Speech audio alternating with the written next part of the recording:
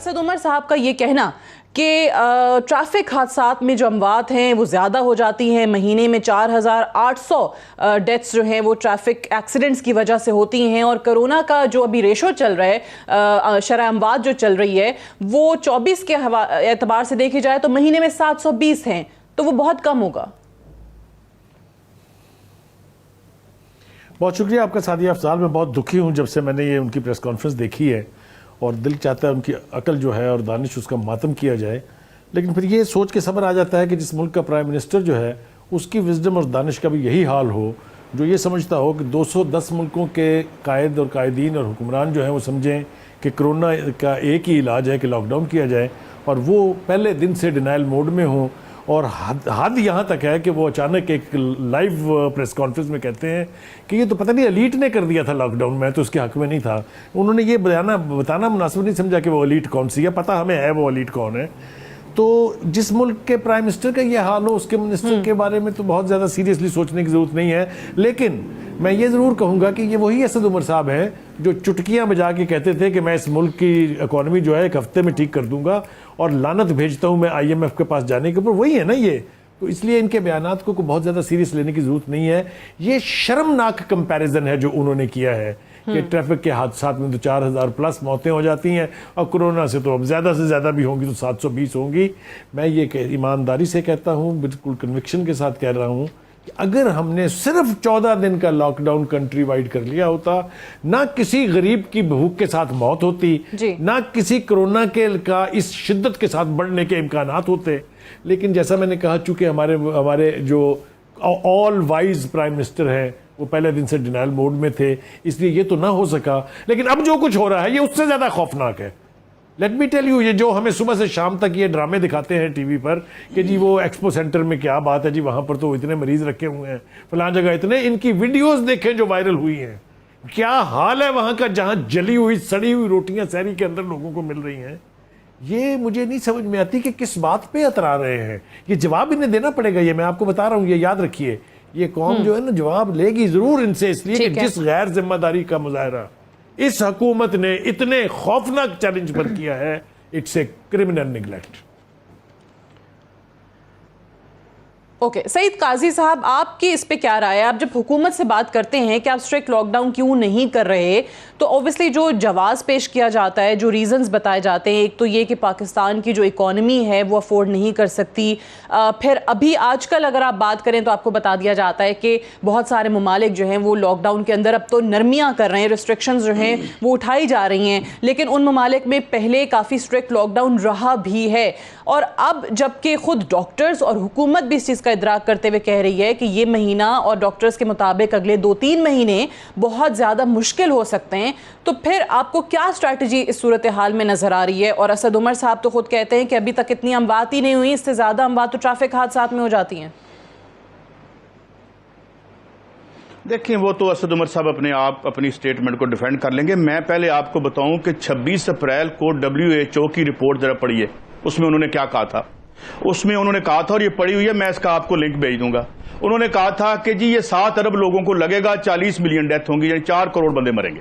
ठीक, उसके हिसाब से अब तक 20 लाख बंदे मर जाने चाहिए थे। ये मैं आपको एक बाकायदा स्टडी बता रहा हूं, मैं आपके साथ शेयर भी कर लूंगा। अच्छा, अब बात रही, अच्छा, साथ ही उन्होंने उसी रिपोर्ट में प्रिडिक्शन की थी कि हैवीली हिट हम लोग होंगे जहां पे सोशल डिस्टेंसिंग नहीं है और हम एक कमरे में 5-5, 7-7 लोग रहते हैं। दूसरी बात ये होगी। तीसरी बात में जो ये करना, और ये इसकी अभी साइंटिफिक रीजन जो असर्टन कर रहे हैं कि क्या किस वजह से हो रहा है, मगर ये fact, it is a fact कि अगर आप कंपेयर करें जो इटली में इसने किया, जो स्पेन में किया, जो अमेरिका में किया, वह यहां सब कॉन्टिनेंट में ये फॉर सम रीजन नहीं हुआ, मगर ये अभी रीजन पॉइंट आउट नहीं हुई, मगर डाटा इसी तरफ इशारा कर रहा है। एक बात होगी। दूसरी बात ये होगी, मुझे ये बताएं, इस कोरोना ने तो आपके मुंह से सारा नकाब उतार दिया है, और तुम्हारी हाउसिंग पॉलिसी क्या थी? 7 बंदों को एक कमरे में रहने पे मजबूर करने वालों, और इस पूरे मुल्क की पूंजी 2-4 लुटेरों और चोरों पर खर्च करते रहे हो। Where is your infrastructure? तुम्हारे अस्पताल किधर हैं जो तुम छोड़ के गए थे? मैंने हर जिले में अस्पताल बनाया हुआ है, इन्होंने आके और बेड़ा गर्क कर दिया, हम बाकी के भी जो है प्राइवेटाइज करेंगे। बेसिकली कोरोना ने इन डकैतों के मुंह से नकाब नीचे उतारा है। क्या किया है आप लोगों ने? क्या था। और खुदा का अभी मैं क्या, मेरी एक साइंसदान से भी बात हो रही थी, उसने कहा यार सुने, आज तो इसने हमें किसी वजह से, अल्लाह की मेहरबानी या कोई साइंटिफिक रीजन जो भी, कुछ नहीं हुआ, कल अगर हमारे साथ कुछ ऐसा हो जाता है तो हमारे पास है क्या। मैं आज को बता रहा था कि हमारे पास परफेक्ट एक भी नहीं है जिसे आप वेंटिलेटर कहते हैं। ये सड़कें बनाते रहे हैं, पुल बनाते रहे हैं, IMF से लेके पैसे खाते रहे हैं, वो मनी लॉन्ड्रर जो भागा हुआ है यहां से, वो जो 92 का एक्ट बना के जिसे मनी लॉन्ड्रर को जो तो क्या होना था आपका। Where is your housing policy. दूसरे 5 साल मंसूबे के बाद आपकी हाउसिंग पॉलिसी क्या थी। आपकी तो जो है ये या बनी गाला पॉलिसी है जहां पर आपके घर है, या ये जो इसका नवाज शरीफ का एकड़ों में, ये तुम्हारी हाउसिंग पॉलिसी थी। उन मुल्कों में बर्बादी हुई है बहुत ज्यादा, और उसकी एक और भी रिपोर्ट आ रही है। वो देख रहे हैं कि ये जो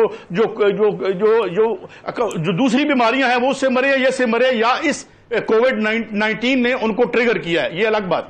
मगर हमारे पल्ले है क्या।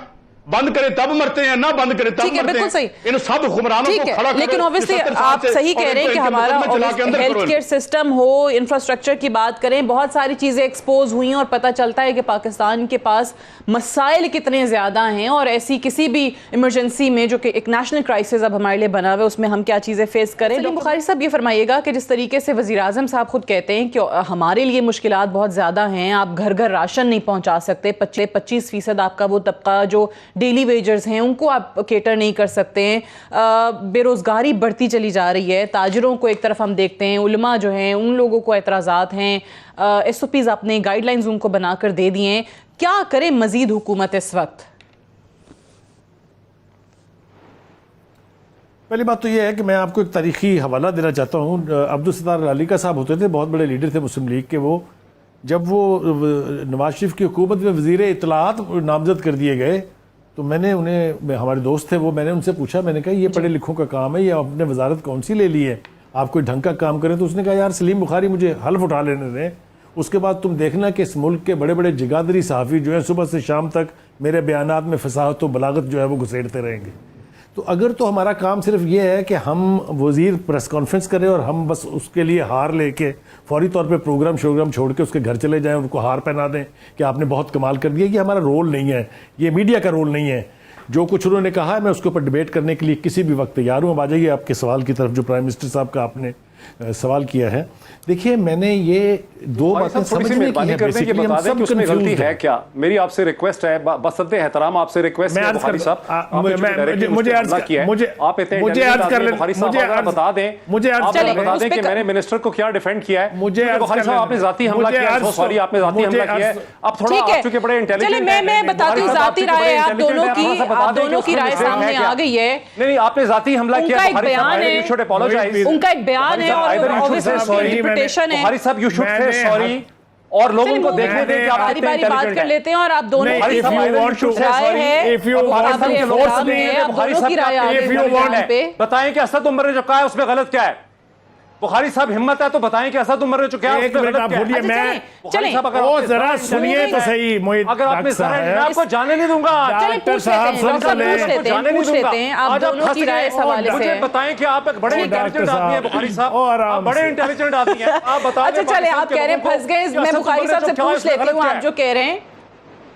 बुखारी साहब बता देना आप बड़े सही बात ठीक है, गलत क्या पूछ लेते हैं, तसल्ली से सुने तो सही, पहले सुन तो ले यार, बताएं कि क्या गलत कहा है उसने।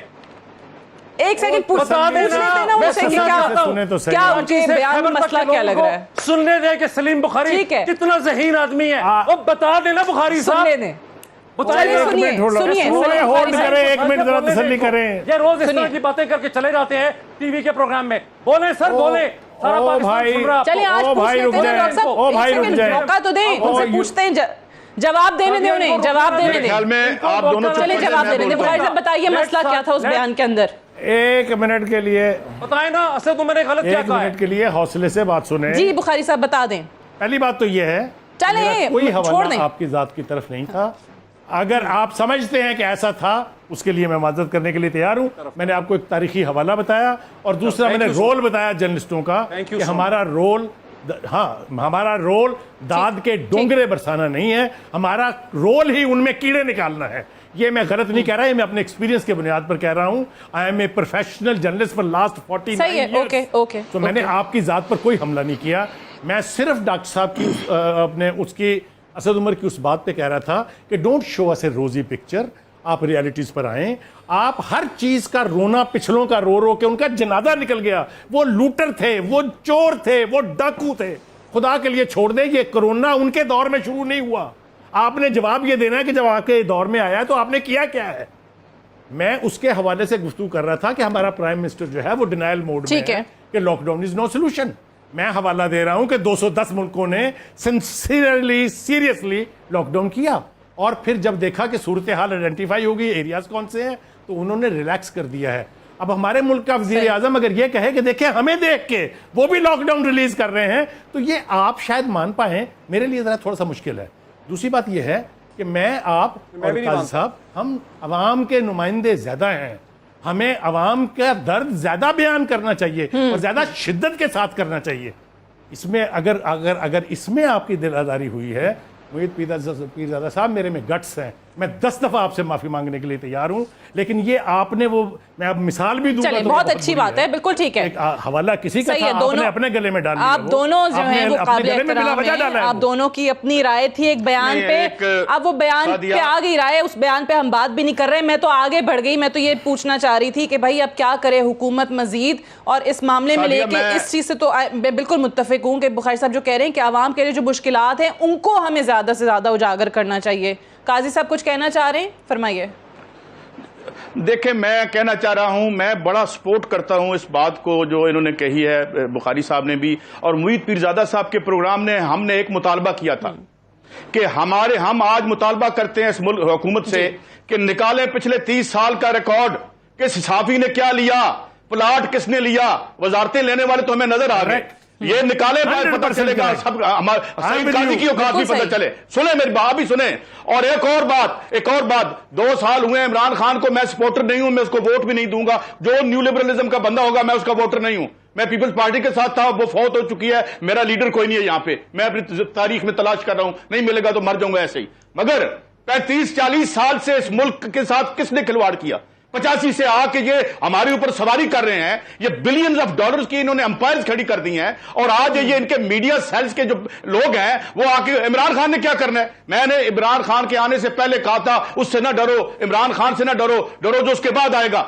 उसकी वजह यह है, और इमरान खान का सबसे बड़ा एक ही काम है, मैं तारीख के तालिब इल्म के तौर पर कह रहा हूं, उसने इनके चेहरों से नकाब उतार के यह भी साबित कर दिया कि तुम्हारी रियासत में जान ही नहीं है किसी 5-7 स्टार चोर को पकड़ने की। उसका इतना ही काम था, वो करके चला जाएगा।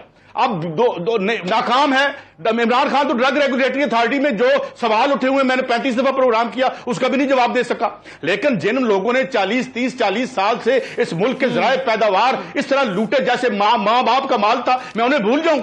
और आज ये उसकी एक्सटेंशन है। मैं आज आपको बताता हूं, ज़िया-उल हक की एक्सटेंशन नवाज शरीफ था, बेनजीर थी, और इवन इमरान खान भी है। यही लोग हैं, एक ही तबका है, कभी शिरवानी वाले के पीछे हो जाते हैं, कभी वर्दी वाले के पीछे हो जाते हैं। और खुदा की कसम, आप निकालें साफियों के, मेरे समेत सब के कच्चे चट्टे, आपको रौनक लग जाएगी। और मैं मुईद साहब के प्रोग्राम में इन्होंने भी ये मुतालबा किया था, और वहां अजहर अब्बास बैठे हुए थे, हम भी यही मुतालबा करते हैं।